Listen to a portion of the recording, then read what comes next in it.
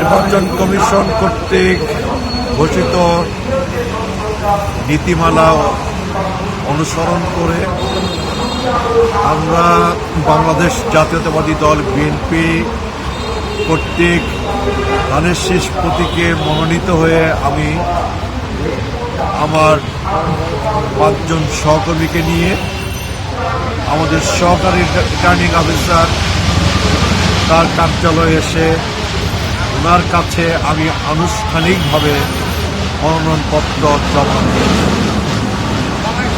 আমি আশা করি মেলান্দ মাদারগঞ্জের মানুষের দোয়া আমাদের দল বিএনপির পক্ষে, আমাদের নেত্রী দেশনেত্রী বেগম খালেদা জিয়ার পক্ষে, আমাদের নেতা জনাব তারেক রহমানের পক্ষে, বাংলাদেশের সবচেয়ে জনপ্রিয় প্রতীক ধানের শীষের পক্ষে।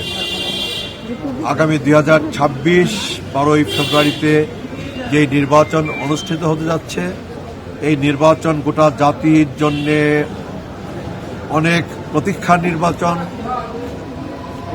আমি আশা করি এই প্রতীক্ষার নির্বাচনে মেলান্দ মাদারগঞ্জের সর্বস্তরের মানুষ, দল মত নির্বিশেষে নানা শ্রেণী পেশার মানুষ সকলে মিলে আমাকে ধানের শীষ প্রতীকে বিপুল ভোটের ব্যবধানে জয়যুক্ত করবেন এবং বিপুল ভোটের ব্যবধানে আমি জয়যুক্ত হয়ে জামালপুর 3 মেলান্দ মাদারগঞ্জ নিয়ে যে আসনটি গঠিত, এই আসনটি আমি দেশনেত্রী বেগম খালেদা জিয়ার হাতে, আমাদের প্রিয় নেতা আগামীর বাংলাদেশ জনাব তারেক রহমানের হাতে সবার আগে বাংলাদেশ গড়ার লক্ষ্যে আমি তুলে দিতে সক্ষম হব।